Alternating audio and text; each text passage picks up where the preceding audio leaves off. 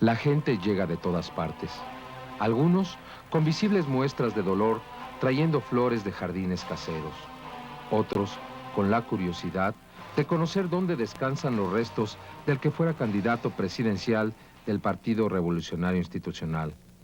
También hay quienes registran el momento de la visita mediante fotografías que imprimen con sus propias cámaras o comprándolas a fotógrafos apostados en el cementerio. Todos muestran un sentimiento de reverencia ante la terrible desgracia que le sobrevino a Luis Donaldo Colosio, el hombre de Magdalena de Quino que soñaba con ser presidente de México. En realidad, como recuerdan sus padres, Luis Donaldo tuvo desde muy temprana edad aspiraciones para sí mismo y un gran empeño por proyectarse a todo el país. En Magdalena de Quino todavía está en pie el hospital donde nació un viernes 10 de febrero de 1950 a las 10:45 de la mañana. Los recuerdos de su infancia han sido preservados para la posteridad en fotografías y en la memoria de quienes lo conocieron de niño. También funciona la modesta escuela donde terminó los estudios primarios, según uno de sus profesores, como un gran compañero, un líder nato, un niño positivo y con gran facilidad para aprender. Las tareas escolares las combinaba trabajando, transportaba artículos en una bicicleta para ayudar a sus padres y sus 4 hermanos. Es importante reconocer que Luis Donaldo fue distinguido como el mejor alumno del estado de Sonora al concluir el 6º año de primaria, por lo que acudió a Palacio Nacional a entrevistarse con el presidente de la República, Adolfo López Mateos. A diferencia de otros hombres con sueños de llegar a la presidencia de este país, nada le fue regalado. Cuando terminó la preparatoria, sorprendió a sus padres diciendo que quería estudiar economía, porque había pocos economistas en Sonora, aunque eso significara tratar de ingresar a una universidad que sus padres no podían pagar. Su familia lo apoyó durante el primer semestre en el Tecnológico de Monterrey, recortándole los gastos a sus otros hermanos. El segundo semestre, cuando volvió, me dijo, ya no te preocupes cuando menos de lo que es la pensión, la vivienda y la alimentación, ya la tengo segura, mejor voy a trabajar como prefecto dentro del tecnológico. Apóyame nada más con los estudios, con la escolaridad, con la cuota de escolaridad. Y así terminó su carrera, en la cual sacó mención honorífica como el alumno más distinguido, o de los más distinguidos de su generación. Lo demás es historia conocida. Al terminar la carrera de economía, realizó estudios de posgrado en Pensilvania, Estados Unidos, y en Viena, Austria, de donde regresó para trabajar primero en el sector privado y luego en el gobierno tras ingresar al Partido Revolucionario Institucional, el PRI. También fue catedrático universitario en distintos centros de educación superior de la Ciudad de México. Fueron los tiempos en que conoció a Diana Laura Riojas, con la cual habría de casarse tiempo después y de tener 2 hijos, Luis Donaldo y Mariana. Antes del nacimiento de Mariana, se le detectó un cáncer en el páncreas a Diana Laura. Sin embargo, llevó su embarazo sin contratiempos y más allá de las expectativas de vida que inicialmente le habían dado los médicos. Ese cáncer habría de terminar con la vida de Diana Laura 8 meses después del asesinato de Luis Donaldo. Sin duda que la tragedia provocó el desenlace final de esta admirable mujer. Los familiares recuerdan que Luis Donaldo en ningún momento disimuló sus aspiraciones políticas. Pues primero eras investigador, eras técnico, ahora quieres ser político. Pues siempre ha palpitado en mí, me dijo, el deseo de la política, la inquietud de la política, y creo que es una oportunidad. Voy a buscarlo a través del partido. Bueno, pues es tu decisión, no me queda más que apoyarte. Y su sueño largamente acariciado se cumplió.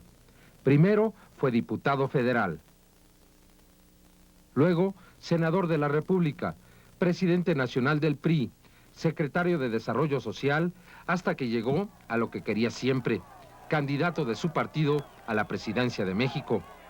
Por desgracia, Entre el momento de la nominación y el día de su muerte, pasaron menos de 4 meses. Durante esos días, se inició la guerra en Chiapas, lo que sumado a otros conflictos políticos, impidieron que la campaña de Luis Donaldo tuviera el despegue esperado. Una visita de la familia Colosio Murrieta a la Ciudad de México se produjo por esas fechas.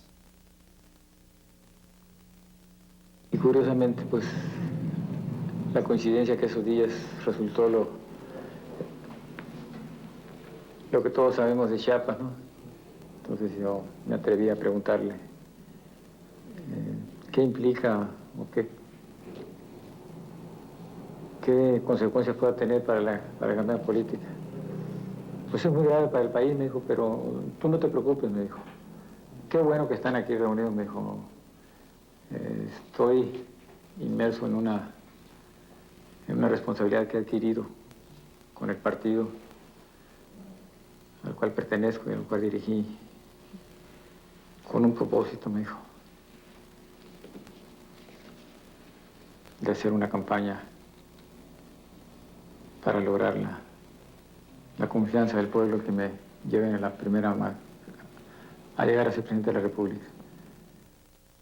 Luis Donaldo, pese a las advertencias que encontró a su paso durante la campaña política, no dio marcha atrás.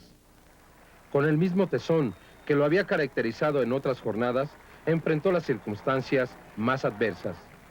Cuando finalmente su campaña parecía remontar las tormentas políticas, llegó aquel fatídico miércoles 23 de marzo a Lomas Taurinas.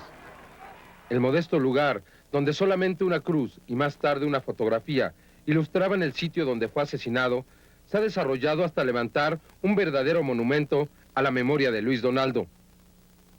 Otros monumentos también se yerguen en memoria de la figura de este hombre en su Sonora natal, donde una importante arteria lleva ya su nombre y donde un busto preserva rasgos que parecen vivos, hasta la estatua que se ha levantado a pocas cuadras de su lugar de nacimiento en Magdalena de Quino.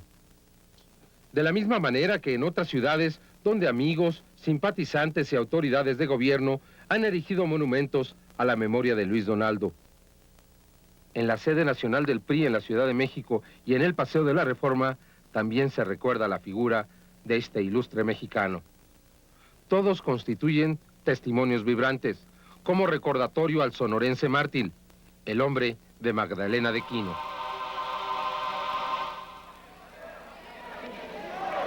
Amigas y amigos del partido, acepto con el entusiasmo de un hombre de partido el apoyo que ustedes el día de hoy me brindan, el que me brindan líderes, dirigentes, militantes y simpatizantes del Partido Revolucionario Institucional para mi candidatura a la presidencia de la República. Luis Donaldo Colosio Murrieta fue nombrado precandidato presidencial por el Partido Revolucionario Institucional el domingo 28 de noviembre de 1993. Inició formalmente su campaña el 10 de enero de 1994 en Huajutla, Hidalgo, y fue registrado oficialmente como candidato a la presidencia de México el 4 de marzo de 1994. Recorrió 21 entidades en 72 días de campaña electoral, la que se desarrolló bajo circunstancias muy especiales. Primero, por el levantamiento armado en Chiapas. Luego, por la designación de Manuel Camacho Solís como comisionado especial para la paz en Chiapas, ad honorem, un hecho que incorporaba a Manuel Camacho a la carrera presidencial. Un hecho sin precedentes que hizo sentir a Luis Donaldo Colosio, de acuerdo a sus colaboradores, que se le pedía su renuncia virtual a la candidatura. Por primera vez en la historia del partido se creaba una división en torno al candidato único. Esta situación haría declarar al presidente Salinas: no se hagan bolas, el candidato es Colosio. Sin embargo, era evidente que se había deteriorado la relación entre el presidente Salinas y Luis Donaldo Colosio. Esta situación prevalecería hasta poco antes del magnicidio, unos días antes de la muerte de Luis Donaldo Colosio. En una entrevista publicada por la revista Proceso, Cuauhtémoc Cárdenas, candidato por el Partido de la Revolución Democrática, declararía que no sabía en realidad quién era su contrincante, Colosio, Camacho o el propio Salinas de Gortari. Una división que sin duda creó las bases del magnicidio. Otro hecho que, de acuerdo a los analistas, amplió la separación entre Luis Donaldo Colosio y Carlos Salinas de Gortari fue el discurso que pronunció Colosio en el Monumento a la Revolución el día 6 de marzo de 1994. Un discurso que asombró a propios y extraños. Un discurso que debe de ser estudiado profundamente y que debe de quedar como un legado para las futuras generaciones. Un discurso que marca las bases a través de las cuales el Partido Revolucionario Institucional podría inspirar su futuro. Aquí se presentan sus partes medulares. Los priistas sabemos que ser herederos de la Revolución Mexicana es un gran orgullo, pero ello no garantiza nuestra legitimidad política. La legitimidad debemos ganarla día con día, con nuestras propuestas, con nuestras acciones, con nuestros argumentos, nuestra visión y nuestra vinculación histórica con el gobierno nos aseguró la oportunidad de participar en los grandes cambios del país. La fuerza del gobierno fue en buena medida la fuerza de nuestro partido. Pero hoy el momento es otro. Solo nuestra capacidad, nuestra propia iniciativa, nuestra presencia en la sociedad mexicana y nuestro trabajo es lo que nos dará fortaleza. Cuando el gobierno ha pretendido concentrar la iniciativa política, ha debilitado al PRI. Por eso hoy, ante la contienda política, ante la contienda electoral, el PRI del gobierno solo demanda imparcialidad y firmeza en la aplicación de la ley. No queremos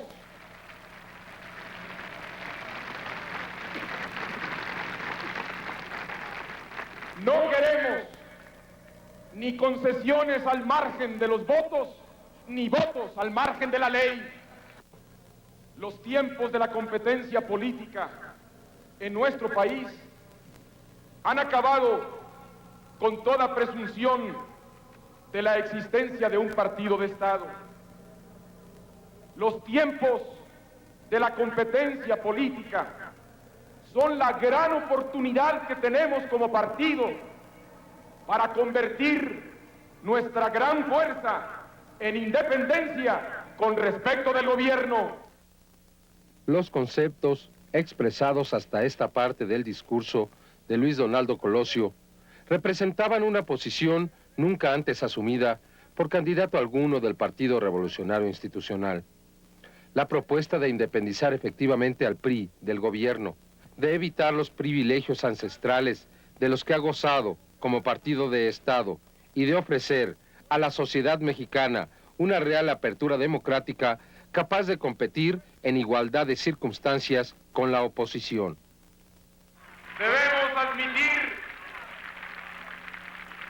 Debemos admitir que hoy necesitamos transformar la política para cumplirle a los mexicanos. Proponemos la reforma del poder para que exista una nueva relación entre el ciudadano y el Estado. Hoy, ante el priismo de México, ante los mexicanos, expreso mi compromiso de reformar el poder para democratizarlo y para acabar con cualquier vestigio de autoritarismo. Asumimos todos estos compromisos de reforma republicana de reforma democrática y federal, de reforma de los procedimientos y de su contexto, de reforma interna del PRI.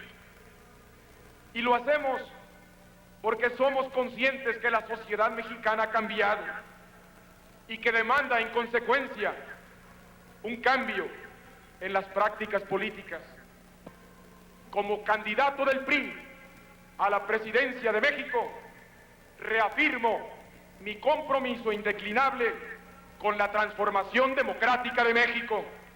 Reforma republicana, reforma democrática y reforma federal.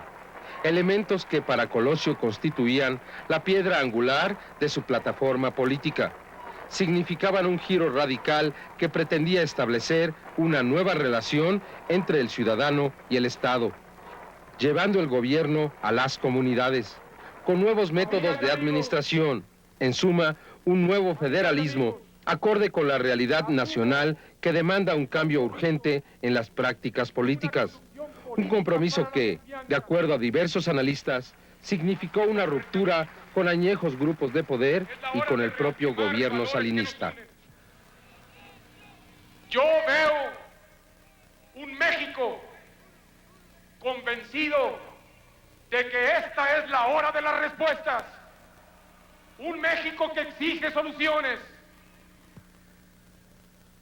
Como partido de la estabilidad y la justicia social, nos avergüenza advertir que no fuimos sensibles a los grandes reclamos de nuestras comunidades, que no estuvimos al lado de ellas en sus aspiraciones, que no estuvimos a la altura del compromiso que ellas esperaban de nosotros. Tenemos que asumir esta autocrítica y tenemos que romper con las prácticas que nos hicieron una organización rígida. Tenemos que superar las actitudes que debilitan nuestra capacidad de innovación y de cambio. Recuperemos nuestra iniciativa, recuperemos nuestra fuerza para representar las mejores causas, para ofrecer los caminos de la paz, para responder ante las injusticias. Recuperemos esos valores. Hagámoslo en esta campaña. Empecemos por afirmar nuestra identidad, nuestro orgullo militante y afirmemos nuestra independencia del gobierno. Lo anterior significaba una inusual crítica no solo al propio partido que lo postuló a la presidencia del país, sino a los anteriores gobiernos, incluido el salinista, por no responder a las necesidades de la sociedad mexicana, por no adecuarse a las circunstancias actuales, por permanecer en el inmovilismo político. Proponía Colosio erradicar esos vicios, romper definitivamente con la insensibilidad ante los urgentes reclamos de innovación, de cambio, de justicia y desarrollo. Es la hora de reformar el poder, de construir un nuevo equilibrio en la vida de la República. Es la hora del poder del ciudadano. Es la hora de la democracia en México. Es la hora de hacer de la buena aplicación de la justicia el gran instrumento para combatir el cacicazgo, para combatir los feudos de poder y el abandono de nuestras comunidades. Es la hora de cerrarle el paso al influyentismo, a la corrupción y a la impunidad. Reitero que provengo de una cultura del esfuerzo y no del privilegio. Como mis padres, como mis abuelos, soy un hombre de trabajo que confía más en los hechos que en las palabras. Pero por eso mismo soy un hombre de palabra que la empeño ahora mismo para comprometerme al cambio que he propuesto, un cambio con rumbo y con responsabilidad. El gran reclamo de México es la democracia. El país quiere ejercerla a cabalidad. México exige, nosotros responderemos. Yo veo un México con hambre y con sed de justicia. Un México de gente agraviada por las distorsiones que imponen a la ley quienes deberían de servirla, de mujeres y hombres afligidos por abuso de las autoridades o por la arrogancia de las oficinas gubernamentales. Con firmeza, convicción y plena confianza, declaro: quiero ser presidente de México para encabezar esta nueva etapa de cambio en México.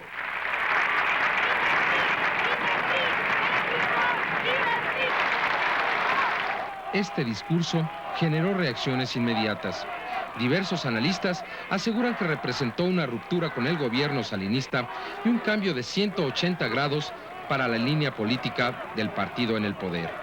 Información difundida por el diario El Financiero el 3 de junio de 1995 asegura que el mismo día del discurso, Luis Donaldo Colosio fue llamado a Los Pinos. La nota, que aparece en la página 15 del periódico y es firmada por el periodista Miguel Vadillo, indica que colaboradores cercanos a Colosio comentaron que el rompimiento entre el entonces candidato presidencial y Salinas de Gortari ocurrió después del discurso del 6 de marzo, cuando el presidente de México le reprochó a Luis Donaldo los cuestionamientos y el nuevo rumbo por el cual pretendía conducir al país. El chofer de Colosio y una de sus secretarias, que sin determinar cuál, comentaron al periodista que ese mismo día Salinas de Gortari le informó a Colosio que sería retirada su candidatura a la presidencia de la República. Eduardo Valle, periodista y ex asesor de la Procuraduría General de la República, asegura que Colosio fue intimidado sistemáticamente después del discurso del 6 de marzo.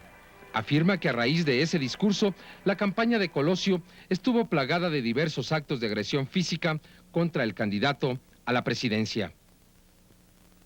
Iba creciendo una campaña de hostilidad y de hostigamiento físico a Luis Donaldo Colosio. Es decir, primero una vez lo empujan, en segundo lugar luego le ponen un traspiés, la tercera vez lo golpean en la cara, la cuarta vez, bueno, eso ya son cosas que están pasando muy graves, ¿me explico? Porque yo recuerdo, por ejemplo, en la campaña de Salinas de Gortari, el suceso más grave de violencia que se dio es cuando en una parte del norte de la República que nosotros conocemos, cerca del estado de Coahuila, Durango, le aventaron de palos al candidato. Le aventaron de palos a su autobús, pero físicamente él nunca estuvo en una situación de peligro personal. Y aquí había una situación de peligro personal día con día y cada día más. Y esas cosas en México no pasan simplemente porque pasan. Pasan porque hay una serie de instrucciones, ¿sí?, que te indican que no están jugando limpio. Porque si a mí me dicen, Luis Donaldo Colosio ha dado la orden de que no le pongan mucha seguridad, de que no le pongan demasiado policías, y llegas a Lomas Taurinas, y Lomas Taurinas es un mitin de policías, y sucede el asesinato de Colosio, tú te preguntas qué pasó. Porque estaba la Policía Judicial Federal, estaba la Policía Judicial del Estado, estaba el Grupo Táctico Especial de la Policía Municipal de Tijuana, a 5 minutos, pero allí estaba. Estaban los grupos especiales de la Policía Judicial Federal, estaba el Grupo Tucán, estaba el Estado Mayor Presidencial y la Policía Federal de Caminos. Llevo 8 cuerpos policíacos. Lomas Taurinas era un mitin de policías, y ahí es donde ocurre el asesinato de Luis Donaldo Colosio. Es una situación particularmente grave. Y las cosas que han venido pasando en la campaña, cuando golpean a Colosio no una sino varias veces, esto indica simple y llanamente que el propio Salinas no estaba jugando limpio. No estaba jugando limpio con Luis Donaldo Colosio. La muerte de Colosio no sucede sin, al menos, el conocimiento de Carlos Salinas de Gortari. Sin haber podido confirmar las acusaciones de Eduardo Valle, resulta evidente la vulnerabilidad de Luis Donaldo Colosio. Era fácil acercarse a él. Podría ser víctima de un atentado, circunstancia que fue tomada en cuenta por quienes planearon el magnicidio. Si podía ser en cualquier lugar, ¿por qué en Tijuana? Quizá estas fueron algunas de las razones.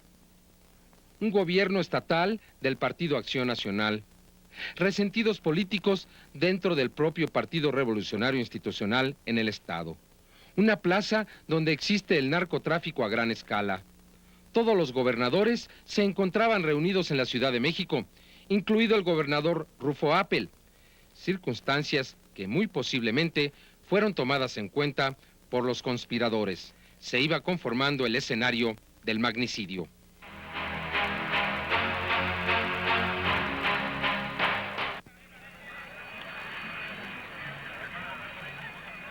...23 de marzo de 1994...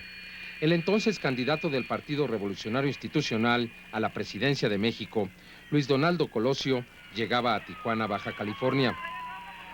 Este estado representaba sin duda una de las etapas más difíciles para la campaña electoral de Colosio. En julio de 1989, como dirigente del Partido Revolucionario Institucional, el PRI, a nivel nacional, había tenido que afrontar una posición difícil: la derrota electoral de su partido en la gubernatura del estado, conquistada por primera vez por el Partido Acción Nacional. Entonces, distintos personajes del PRI estatal estallaron en contra de Colosio, a quien consideraron culpable de la caída. Traidor, le llamaron algunos. Si la campaña priista se había sentido poco a nivel nacional, en Baja California la propaganda electoral apenas era discreta. Aún así, varios cientos de personas recibieron a Colosio en el aeropuerto de Tijuana. Desde que pisó tierra baja californiana, cierto desorden comenzó a rodear al candidato presidencial. La multitud lo rodeó, entre gritos y empujones. Gestos de angustia aparecían entre algunos elementos del cuerpo de seguridad. 17 minutos tardó Colosio en llegar hasta el vehículo que lo llevaría al primer punto de su recorrido, la colonia Lomas Taurinas, zona que comenzó como asentamiento irregular 14 años antes, y donde el PRI local había decidido organizar un mitin popular con solo 3 días de anticipación. El sitio, aún hoy, carece de drenaje y agua potable. El acceso solo es posible mediante un par de rampas que aún no estaban pavimentadas. Colosio bajó de su vehículo y caminó casi 1 kilómetro hasta el sitio en que habría de pronunciar el último de sus discursos, ante una multitud de casi 4,000 personas. Al encuentro con los míos. En repetidas ocasiones hemos dialogado. Primero, cuando fui dirigente nacional de nuestro partido. Después, como secretario de Desarrollo Social. Y ahora vengo a Tijuana, a Baja California, con mucho orgullo, como su candidato a la presidencia de México.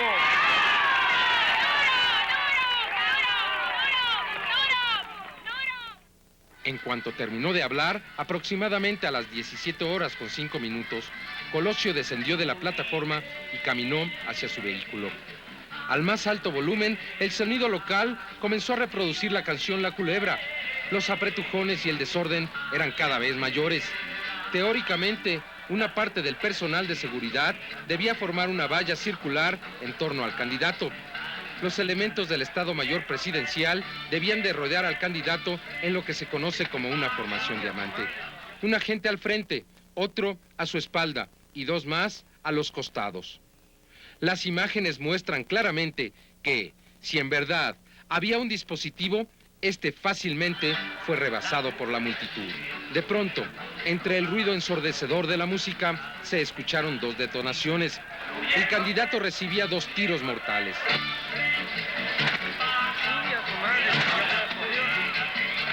En medio de una gran confusión, se formaron 2 grupos. Uno trató de ayudar al candidato herido y lo llevó cargando hasta su camioneta. Otro sujetó a 2 sospechosos. El primero es un hombre mayor, de cabello cano, identificado después como Vicente Mayoral Valenzuela, quien fungía como elemento de seguridad en el evento. El segundo, Mario Aburto Martínez, un joven de cabello ondulado que gritaba: "No fui yo, no fui yo".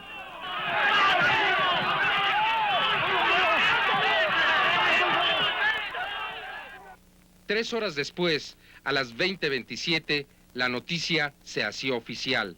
Luis Donaldo Colosio había muerto. A las 2:20 horas del jueves 24 de marzo, el ataúd con los restos de Luis Donaldo Colosio fue sacado del Hospital General de Tijuana y colocado dentro de una camioneta funeraria. Un avión de la Fuerza Aérea Mexicana lo trasladó a la capital del país. Una sombra de muerte quedó para siempre en Tijuana, pero quedó también un gran acervo de testimonios clave para la investigación de este magnicidio. El más importante, un video que, a pesar de las especulaciones, se ha podido determinar que fue grabado por personal de la Procuraduría General de la República y que fue ordenado por Raúl Loza Parra. Lo que aún no se ha podido determinar es por qué se estaba grabando cuando el acto ya había concluido, si esto no es lo que se acostumbra. El video fue obtenido posteriormente por la televisión argentina y trascendería a todos los medios en México cuando este fue transmitido vía satélite a Argentina. El video constituye hoy la prueba más importante alrededor del magnicidio. Un video cuya lectura ha variado conforme las tendencias de la investigación han cambiado, pero que, por lo pronto, ha permitido demostrar que el asesinato de Luis Donaldo Colosio formó parte de un complot ejecutado por más de una persona, es decir, una conspiración. Al presenciar el video, la primera pregunta es de sentido común. ¿No es raro que, instantes antes del primer disparo, 6 o más personas simultáneamente tengan una actitud sospechosa? ¿Y que todas ellas formen parte de un mismo grupo, responsable de la seguridad de Colosio en Tijuana? Analice usted a cada una y saque sus propias conclusiones. Mario Aburto ha confesado ser el ejecutor material. Es captado en el momento justo de efectuar un disparo a la cabeza del excandidato. Entre un cúmulo de medias verdades y mentiras, Aburto niega tener cómplices, aunque sus propios padres y hermanos han manifestado que tuvo contactos previos con otros inculpados y sospechosos. Reunidos estos y otros elementos testimoniales, el análisis de los videos cobra un sentido diferente. Uno de ellos muestra a Mario Aburto Martínez momentos antes del atentado dialogando con Tranquilino Sánchez y Rodolfo Mayoral Esquer en clara actitud de mutuo conocimiento. Este indicio en algún momento no fue considerado como prueba debido a que un grupo de expertos españoles determinaron que el video por sí solo no revelaba lo suficiente, pero las autoridades que siguieron a cargo de la investigación sí lo han tomado como un indicio. La conversación entre Mario Aburto, Tranquilino Sánchez y Rodolfo Mayoral Esquer fue analizada por especialistas en la lectura de labios.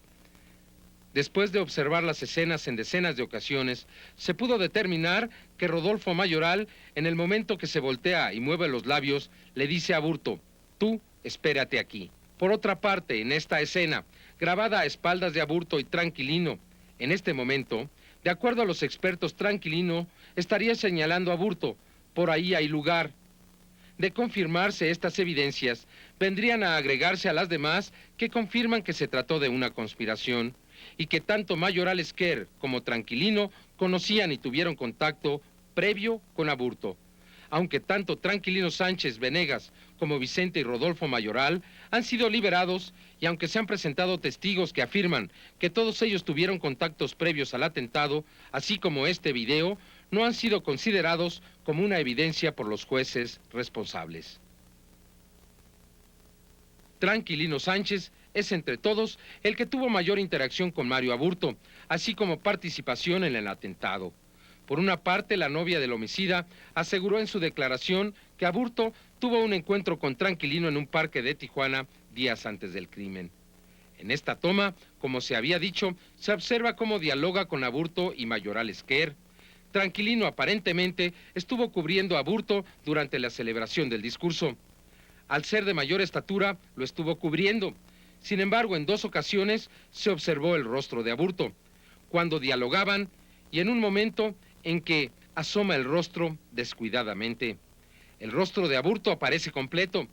Tranquilino todo el tiempo, estuvo cerca del magnicida. Siempre aparece delante o a un costado, como si la consigna hubiese sido protegerlo hasta abrirle paso hacia el candidato. En esta toma podemos identificar la parte posterior de Aburto, al finalizar el discurso, y la podemos comparar a esta otra cuando estaba ya muy cerca del candidato. Es decir, que no existe la coincidencia. Era un plan predeterminado. Tranquilino, literalmente, escoltó a Aburto hasta que estuvo frente a su víctima, y en ese momento abre ambos brazos y se echa para atrás, abriendo paso al magnicida. ¿Cómo es posible que un agente de seguridad abra los brazos mientras el arma homicida pasa a escasos centímetros de su rostro y no haga absolutamente nada? La versión oficial ha desvanecido la posible participación de Tranquilino Sánchez. De hecho, ha sido liberado tras poco más de un año de estar en la cárcel. En el momento del atentado, se observa también a Tranquilino interponerse al general Domiro García Reyes, encargado de la seguridad de Colosio. El general García Reyes es la persona de Canas, que venía a espaldas del candidato. El video revela claramente el momento en que García Reyes forcejea para no alejarse de Colosio, pero Tranquilino Sánchez entonces ya le ganó el paso y abiertamente extiende el brazo izquierdo para obstruirlo. Con el otro brazo, como se decía, Tranquilino Sánchez al mismo tiempo estaría abriendo el espacio para Mario Aburto. Poco antes del disparo, Aburto aparece delante de Tranquilino. Este lo ve y en ese momento acelera el paso y comienza a forcejear más agresivamente. Las investigaciones sostienen que Tranquilino Sánchez padece una catarata en el ojo izquierdo, motivo que quizá originó que no viera al general Domiro. Es posible, pero también es obvio que su objetivo principal no era tanto estorbar a García Reyes, sino abrir paso a Aburto, a quien sí podía ver desde ese ángulo.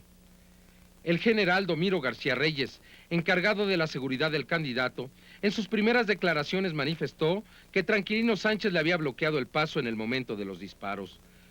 Cambió esta versión solo cuando la investigación oficial comenzó a inclinarse por la hipótesis del asesino solitario. De igual forma, dijo al principio que una sola persona habría disparado. Tiempo después, aceptó la posibilidad de un segundo tirador. Otro inculpado es Vicente Mayoral Valenzuela. Al decir del padre de Mario Aburto, sería una de las personas encargadas de convencer al asesino material. Lo que puede captarse en el video es que instantes antes del crimen va delante del candidato y notoriamente abre paso a un sujeto que a continuación se menciona. Este sujeto, a quien se le denominó el clavadista y de nombre Mario Alberto Carrillo, llega hasta el frente de Colosio y se tira al suelo para obstruir el paso de la comitiva. Es notorio que Luis Donaldo Colosio reacciona con extrañeza y baja momentáneamente la cabeza. Reacción natural de desconcierto que Aburto Martínez aprovecha para acercar el arma y jalar del gatillo. Otro sujeto que despertó sospechas es Salvador Hernández Tomasini, el hombre con lentes que por el flanco izquierdo bloquea el paso del candidato en función de poste. En los momentos anteriores al disparo, este sujeto se agacha, como si hubiese esperado el balazo. Esta misma persona, en 2 ocasiones anteriores, hizo desplazamientos para alcanzar y conservar esa posición junto al candidato. Inmediatamente después del atentado, las imágenes muestran a Hernández Tomasini con una mancha de sangre sobre la playera blanca a corta distancia. Más adelante, entrega algún objeto o dice algo a otro individuo, que se aleja rápidamente. Salvador Hernández Tomasini fue contratado como guardaballas de la campaña por Fernando de la Sota Rodallegues, integrante del Cuerpo de Seguridad de Colosio, y quien, por cierto, fue acusado de ser agente de la CIA recientemente. En el caso de Hernández Tomasini, existen diversos elementos dignos de profundizarse. En declaraciones previas a que viera el video, afirma que en ningún momento cruzó palabra con el candidato. Sin embargo, el video muestra lo contrario en al menos 2 ocasiones. Además, Tomasini había recibido indicaciones de no acercarse al candidato. Desobedeció según dice, cuando notó que la multitud comenzaba a embestir a Colosio. Tomasini también afirma que nunca dio objeto alguno a otro sujeto. Otro individuo clave es Otón Cortés Vázquez. Por extrañas circunstancias, esta persona no había sido involucrada en el crimen sino hasta febrero de 1995. Durante los momentos previos al primer balazo, Otón Cortés está muy cerca del candidato, precisamente atrás de Salvador Hernández Tomasini y junto al general Domiro García Reyes, quien custodia la espada de Luis Donaldo Colosio. Justo en los instantes anteriores al primer disparo, pone la mano derecha sobre el hombro del general García Reyes y parece hablarle. De acuerdo a la nueva versión, en este momento estaría disparando contra Colosio con la mano izquierda. La posición parecería difícil para estar efectuando un disparo, juzgue usted. Sin embargo, no deja de ser sospechoso en términos de coparticipación. Otro involucrado resultó ser Rodolfo Mayoral Esquer, hijo de Vicente Mayoral Valenzuela. Rodolfo Mayoral, como ya se había dicho, aparece durante el mitin hablando muy cerca de Tranquilino Sánchez y Mario Aburto. De acuerdo al primer informe oficial, su conducta consistió en empujar y estorbar las acciones del coronel Federico Antonio Reinaldos del Pozo, encargado de abrir paso al candidato. Mayoral Esquer parece hablarle de frente y logra distraerlo justo en el momento previo al atentado. Otro personaje cuya presencia resulta extraña es Jorge Romero Romero, la persona con sombrero blanco estilo tejano y lentes oscuros. En primer término, aparece cerca de donde Aburto Martínez, Tranquilino Sánchez y Rodolfo Mayoral habrían estado dialogando antes del crimen. En los momentos previos al atentado, Jorge Romero casi siempre aparece a la izquierda de Héctor Hernández Tomasini. Por su actitud, parecería que va formando una valla para abrir paso al candidato. En ciertos momentos, la muchedumbre parece desplazarlo, pero siempre regresa a la misma posición. Algunos sugieren que jugaba a una posición de poste, señalando el camino de Luis Donaldo Colosio. Hernández Tomasini es la única persona que le separa de Luis Donaldo Colosio. Incluso en el momento del disparo, en su declaración oficial, Fernando de la Sota Rodallegues señala que Jorge Romero Romero intentó obstruir el paso tanto a él como a Hernández Tomasini. La líder de Lomas Taurinas, Yolanda Lázaro, afirma que un día antes, un sujeto con la descripción de Jorge Romero había ido al lugar del asesinato en una camioneta con otros 6 individuos. Este video hizo desaparecer la hipótesis del asesino solitario, que se defendió durante varios meses.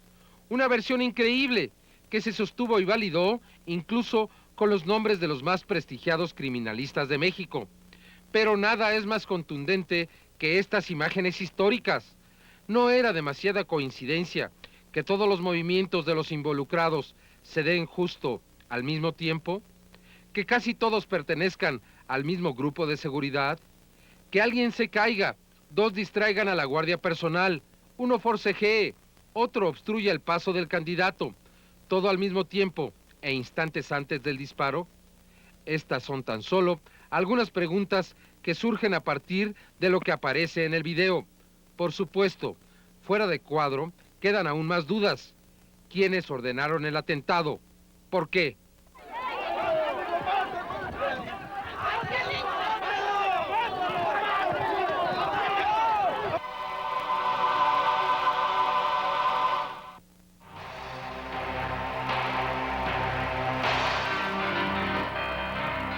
De Mario Aburto Martínez se han hecho múltiples especulaciones. Incluso, muchos suponen que el sujeto preso en la cárcel de Almoloya de Juárez no es la misma persona que aparece en la videograbación del asesinato, lo que fue señalado el 14 de junio de 1995 por el ex procurador Mario Ruiz Massieu ante una corte federal en los Estados Unidos. Varias son las preguntas sin respuestas sobre este hombre nacido el 3 de octubre de 1970 en la comunidad de La Rinconada, municipio de Zamora, Michoacán, y que a los 15 años de edad emigró junto con su familia a Tijuana, Baja California. Lo primero que se dijo fue que después de cometer el crimen, esa misma tarde del día 23 de marzo, Aburto sería asesinado. El comandante del Grupo Táctico de Tijuana, David Rubí, relató la manera en que se encontró con el vehículo en el que era trasladado Mario Aburto, y lo cual es confirmado por estas históricas imágenes. El Grupo Táctico, una agrupación policíaca local con entrenamiento especial, no estaba situado en Lomas Taurinas. Por medio del radio, supo que habían existido disparos en el mitin político, por lo que acudía al lugar para otorgar su apoyo. Su comandante no imaginaba la magnitud de lo ocurrido.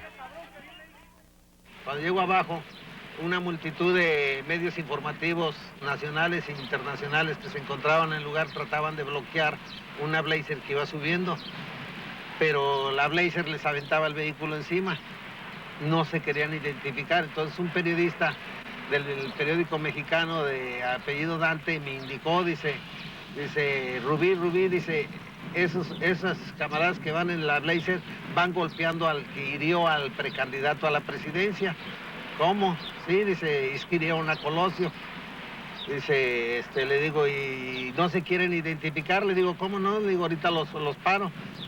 Y le indico a los que iban manejando y iban en el interior del vehículo que por favor se identificaran. Pues los señores me ignoraron totalmente.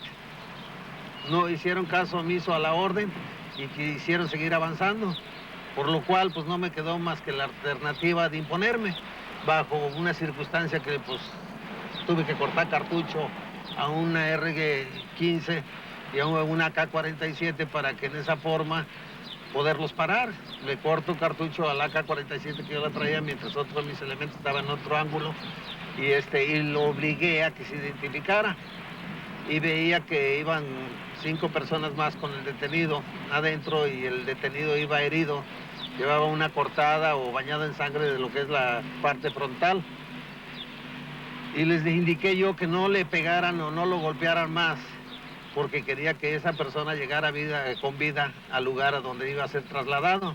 El que iba manejando se identificó con una credencial del Estado Mayor Presidencial, la cual pues las reconoce uno, y automáticamente lo único que me quedó decirles es, los vamos a escoltar hasta las oficinas de la Procuraduría General de la República, donde se hará entrega del detenido. Si ustedes se desvían, por insignificante que sea, de la custodia que les vamos a aplicar, pues lo voy a sentir por ustedes, porque el detenido va a llegar con vida. El comandante del Grupo Táctico hizo alusión a posteriores declaraciones de Mario Aburto, en el sentido de que cuando era trasladado, los miembros del Estado Mayor Presidencial tenían intenciones de matarlo, pero que la aparición de unas personas de negro, que es el color del uniforme del Grupo Táctico, le había salvado la vida. Indicó que lo querían llevar para playas de Tijuana, que lo iban a matar. Esta versión es compartida por el doctor Jorge Mancillas, asesor jurídico de la familia Aburto. Existe la versión inclusive de que probablemente se planeaba asesinarlo en el trayecto de Lomas Taurinas a las oficinas de la PGR y que lo que le salvó fue el hecho de que el Grupo Táctico, la policía local de Tijuana, por órdenes de Federico Benítez López, que fuera posteriormente asesinado, escoltaron a aquellos que lo trasladaron a las oficinas de la PGR, previniendo la posibilidad de que fuese asesinado en el trayecto. Luego de la presentación de Mario Aburto en el penal de alta seguridad de Almoloya de Juárez, comenzaron las especulaciones acerca de si el detenido era el mismo que figuraba en el video de Lomas Taurinas, ya que había sido rasurado, cambiando notablemente su apariencia. Este hecho fue severamente criticado por diversos criminalistas, quienes aseguran que fue un grave error rasurar a Aburto, ya que con ello se agregaron más dudas acerca del homicida. Esa fue la razón de que se difundieran peritajes y exámenes antropológicos del inculpado, para avalar su identidad y tratar de convencer a miles de escépticos que aún ahora creen que se trata de otro individuo. A este respecto, el Colegio Mexicano de Ciencias Forenses realizó un estudio que permitió demostrar la falsedad de estas versiones. El presidente del colegio, el doctor en criminología, Ángel Gutiérrez, explica el procedimiento. Pues nosotros teníamos al inicio del trabajo, fundamentalmente, el quitar la duda si se trataba de la misma persona, la que fue detenida en Tijuana, con la persona que se encuentra en Almoloya. En base a todos los estudios, en todas las pruebas que nosotros realizamos de sistemas de identificación, de sobreposición de imágenes, etcétera, nosotros llegamos a la conclusión de que es la misma persona la que fue detenida con la que se encuentra en Almoloya. Decían que esta persona se veía muchísimo más delgada, que está un poquito más regordeta, que la forma de la cara es más redonda que esta, y nos damos cuenta que con el solo hecho de cambiarle el peinado y de quitarle el bigote, también se ve, y es la misma, nada más quitándole esto y peinándolo diferente. Lo único que tocamos fue el pelo y quitamos el bigote. Y también se ve aquí cómo cambia la forma de la cara, se ve un poquito más regordeta. Y sí existe un gran parecido ya entre este y este, que a diferencia que entre este y este, que era donde existía la duda. Esa es la primera parte del trabajo. Luego viene la segunda parte del trabajo, que es en sobreposición de imágenes en acetato, pero también jugando con las mismas características de poner y quitar. Necesitábamos dos fotografías, esta es la que vamos a considerar el sujeto número 1, fotografía número 1, el cual es un sujeto que tiene ciertas características en su pelo, ciertamente ondulado, aquí tiene un pequeño rizo, un pequeño chino, y características de bigote, de la implantación del bigote. Necesitábamos fundamentalmente el igualar las imágenes que nosotros vamos a comparar para que sean obviamente del mismo tamaño y podamos confrontar lo que es la situación de los ojos, de la ceja, la forma, las características de la nariz, de los labios, de las orejas y de la forma de la cara.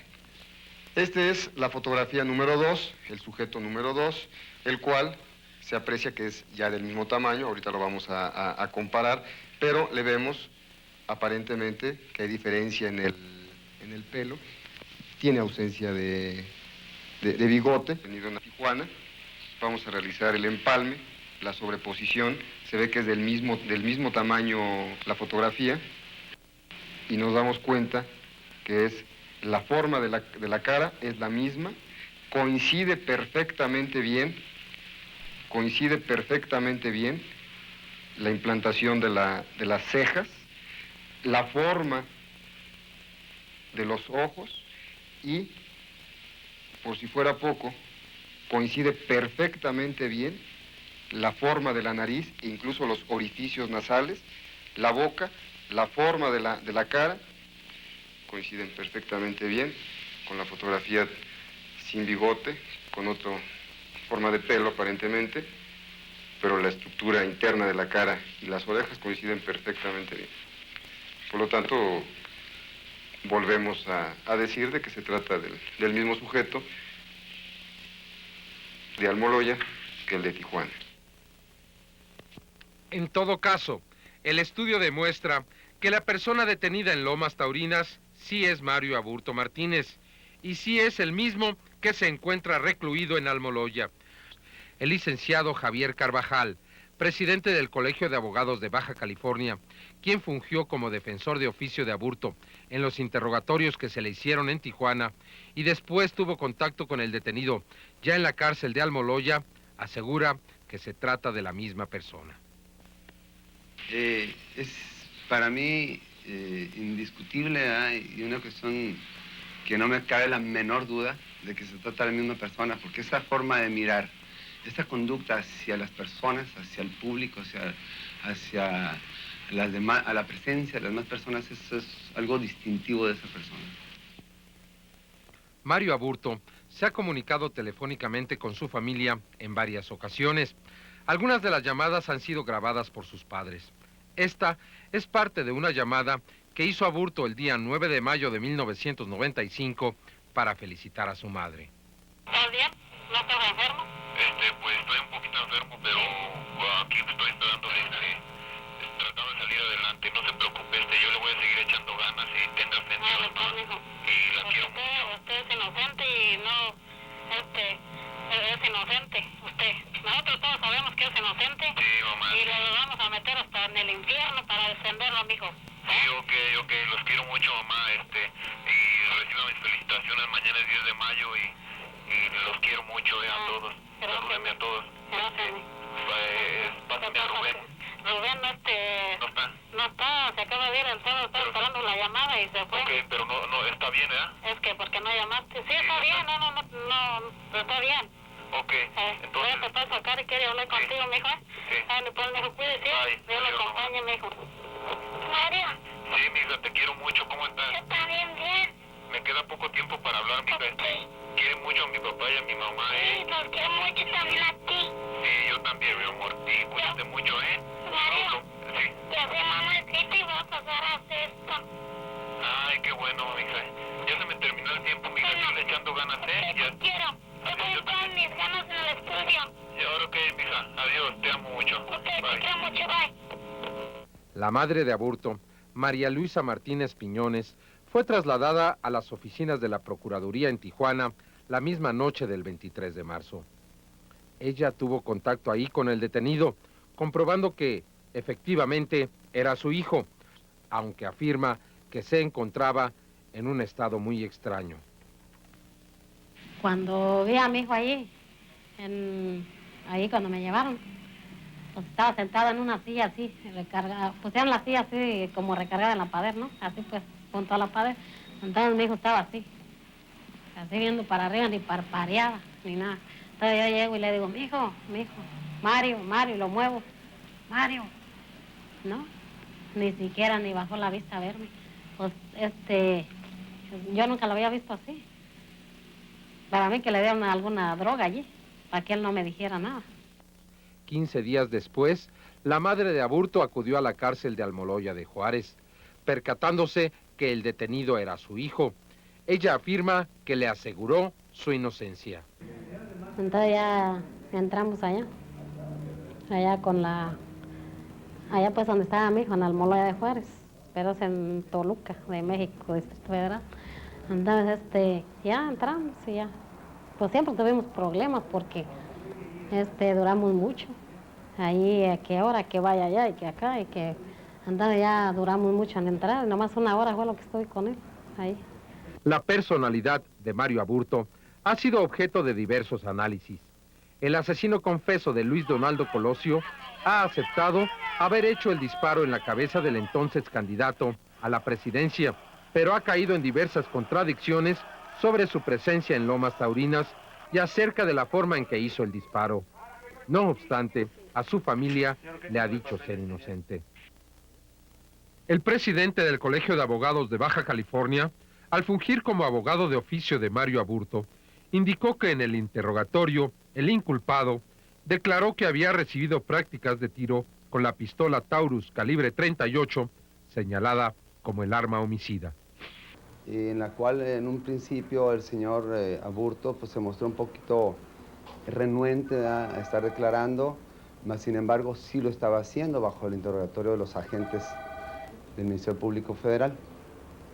Este señor Aburto se refería con ciertos monosílabos, un poco hermético para declarar, pero sí lo estaba haciendo, al grado tal de haber aceptado, haber realizado los disparos, al grado tal de aceptar que era propietario de la pistola, el arma homicida que se le puso a la vista y que la reconoció como la que había adquirido unas semanas antes, precisamente con la que había estado pues él teniendo prácticas de tiro y preparándose para llevar a cabo este acontecimiento. Él hablaba de que le decían el caballero águila o una cosa así, ¿verdad? En esa pues organización o grupo, o yo no sé, ¿verdad? O sea, lo que él hablaba que pertenecía. Respecto al sobrenombre de Caballero Águila, se hicieron investigaciones con relación a un cuaderno perteneciente a Mario Aburto, el llamado Libro de Actas. La firma de Aburto aparece al final de los escritos, pero en lugar del nombre se lee Caballero Águila. Este documento ha sido objeto de estudios especializados para determinar la personalidad de Aburto, destacando el contenido de la primera página.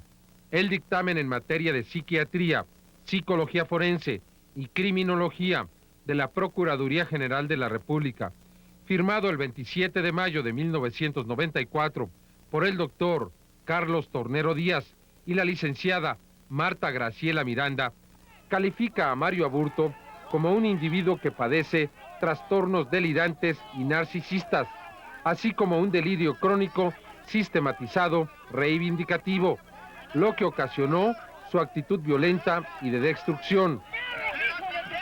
Una de sus conclusiones fue que el acto homicida, hipotéticamente, pudo haber sido planeado por un autor intelectual que hubiera tomado en cuenta las características de personalidad de Aburto, pudiendo haberlo detectado por las manifestaciones de sus pensamientos e ideas de reivindicación.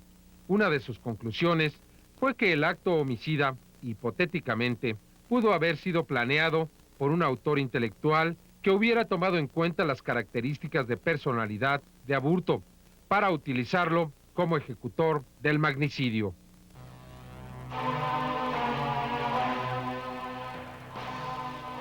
Concluidas las investigaciones forenses, el cuerpo de Luis Donaldo Colosio fue trasladado de Tijuana, Baja California, a la Ciudad de México. El auditorio Plutarco Elías Calles del Partido Revolucionario Institucional fue el primer escenario en donde se expuso el féretro del político sonorense. Más tarde, se haría también en la agencia funeraria Galloso. Incredulidad y consternación fueron el marco prevalecientes en ambos lugares, en los que se dieron cita miles de personas que aún no daban crédito de lo ocurrido, que todavía no se explicaban cómo un hecho así sucedía en México, pero que ya exigían el esclarecimiento del crimen, que clamaban porque se hiciera justicia. Reunidos ahí estaban desde el ciudadano común hasta diversos jerarcas de la clase política mexicana, desde líderes de opinión hasta prominentes empresarios. Ahí se dieron cita también los últimos 3 expresidentes del país, alternándose con los entonces candidatos a la presidencia de México de todos los partidos políticos. Todos parecían no concebir el magnicidio, todos parecían hacerse la misma pregunta: ¿quién fue? ¿Por qué? ¿Para qué? De la agencia funeraria, el cuerpo de Luis Donaldo Colosio fue conducido al hangar presidencial del aeropuerto de la Ciudad de México. Durante el trayecto, cientos de taxistas se agregaron a la caravana fúnebre, mientras que miles de personas observaron el inusual acontecimiento. Nunca en la época moderna del país nos hubiéramos siquiera imaginado un hecho así, pero la brutal realidad nos sorprendió, nos rebasó a todos. El avión presidencial Emiliano Zapata trasladó los restos de Luis Donaldo Colosio a Nogales, Sonora. De ahí partió una nutrida caravana de vehículos que en un recorrido de 1 hora acompañó al frustrado candidato presidencial a su última morada, su natal Magdalena de Quino. Muchos rostros expresaban el dolor, la frustración, la indignación, sentimientos que se conjugaban especialmente en Luis Colosio Fernández, el padre, Ofelia Murrieta de Colosio, la madre, pero sobre todo en Diana Laura Riojas, la mujer que nos impactaría al pronunciar un discurso memorable. Amigos todos, no quiero dejar de aprovechar esta oportunidad para dejar claro el ideario político de Luis Donaldo Colosio. Las balas del odio, del rencor y de la cobardía interrumpieron la vida de Luis Donaldo.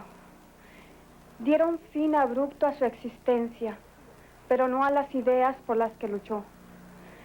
La patria ganó con la entrega, dedicación y empeño de este gran mexicano. Tenía una profunda vocación humanista. Él decía que en el centro de todos nuestros afanes, de todos nuestros esfuerzos, están el hombre, su bienestar y sus libertades. Luis Donaldo se definió a sí mismo como un mexicano de raíces populares, un hombre de gran sensibilidad y de gran nobleza. Siempre sintió un gran orgullo de ser heredero de una cultura del esfuerzo y no del privilegio. Siempre le apasionó convivir con el pueblo. Así pudo mantenerse fiel a su origen y ser auténtico. Fue un hombre vertical, riguroso con sí mismo, exigente con sus amigos, pero siempre brindando una gran lealtad.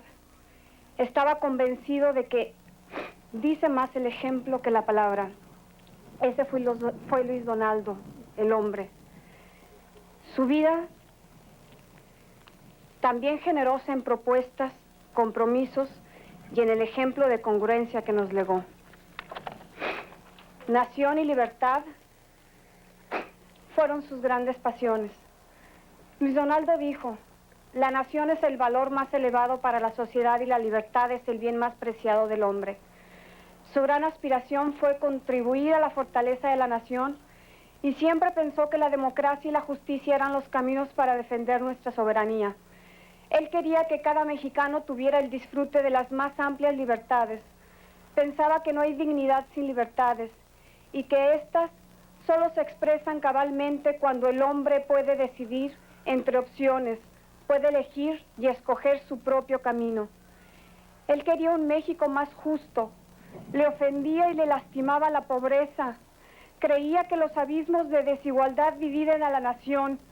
Él creyó que tenía las respuestas para esta nación con hambre y sed de justicia. Por eso él quería ser presidente de México. La reforma del poder para ampliar las libertades del ciudadano, para que todos pudiéramos convivir bajo el amparo de la ley. Esa es la certidumbre de la que hablaba Luis Donaldo. Lo dijo muchas veces. Quería ser presidente, pero quería hacerlo con el voto convencido de los mexicanos, con elecciones ejemplares de las que nuestros hijos pudieran estar orgullosos. Ese era su compromiso democrático y lo predicó con el ejemplo. Amaba todo México. Quería que en cada rincón de nuestro país, en cada comunidad, se viviera mejor. Por eso les ofreció desarrollo a cada una de nuestras regiones. Por eso dijo que había llegado la hora de nuestras comunidades. Luis Donaldo creía que solamente con educación podemos progresar. Le preocupaba la educación que reciben los niños de México. Quería para ellos una educación nacionalista y de calidad que los preparara para la vida, para engrandecer el país, para competir con el mundo. Luis Donaldo fue un hombre de responsabilidades. Pensó que se tenía que consolidar lo que ya se había logrado, pero que al mismo tiempo la economía tenía que avanzar para generar mejores condiciones de bienestar para cada familia. Lo dijo: debemos pasar de las buenas finanzas nacionales a las buenas finanzas familiares. Siempre pensó que para lograrlo, el mejor medio era la mayor generación de empleos. Decía que quien tiene un empleo eleva su autoestima ante la propia familia y su comunidad. Puede alimentar a los suyos, puede cuidar de la salud familiar, puede educar a sus hijos, puede divertirse sanamente. En suma, empleo es ingreso y el ingreso es capacidad para cumplir con la familia, con la sociedad y con México. Estas son las ideas de Luis Donaldo. Pero yo, que tuve la fortuna y el privilegio y la bendición de Dios de acompañarlo, de formar con él una familia,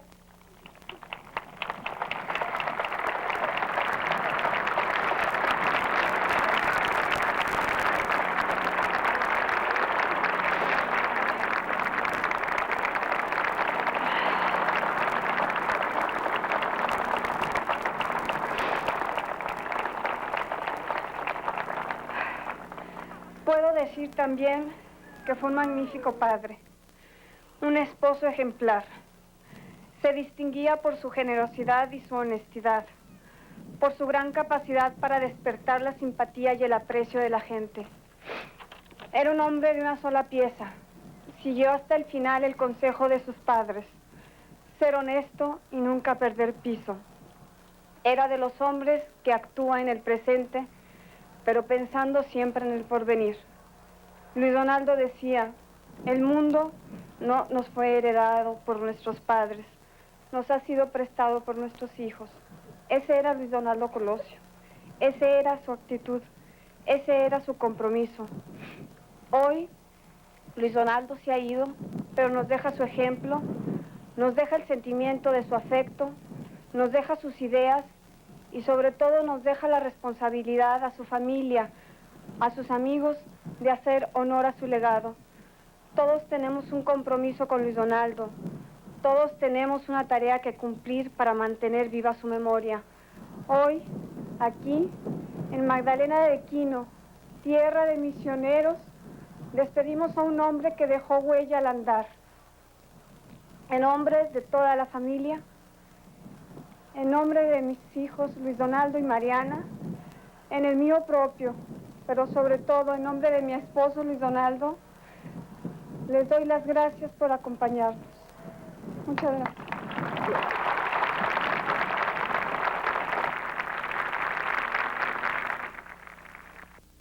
Las palabras de Diana Laura motivaron la más grande admiración por una mujer que con entereza y dignidad afrontó la dolorosa pérdida del ser a quien amó, respetó, impulsó y admiró. A la 1:15 p.m. del día 25 de marzo de 1994 fue sepultado Luis Donaldo Colosio Murrieta. Su viuda lo despidió colocando una imagen de la Virgen de Guadalupe en el féretro. Tal vez en ese instante ella sabía con certeza que muy pronto se reuniría con él. El 18 de noviembre de 1994, 8 meses más tarde, Diana Laura Riojas moriría víctima del cáncer. El señor Colosio Fernández, agobiado por la cantidad de meses transcurridos desde entonces, tiene una mezcla de rabia, frustración e impotencia. Me siento muy solo, me siento muy triste, y me siento con un gran dolor todavía, que siento que nunca se me va a terminar. Ese es mi estado de ánimo, de desesperación y de dolor. Y más que todo, pues, como usted dice, la situación que guarda actualmente la tragedia. Quizá la expresión más visible de ese reclamo sea la manifestación de inconformidad que cada 4 semanas, desde que se cometió el homicidio, expresa por las calles de Magdalena de Quino un pequeño grupo de sonorenses. El recorrido los lleva a bloquear temporalmente la carretera internacional que une a las poblaciones vecinas con las ciudades fronterizas con los Estados Unidos. Una forma de manifestar su exigencia porque se esclarezca el asesinato de Luis Donaldo.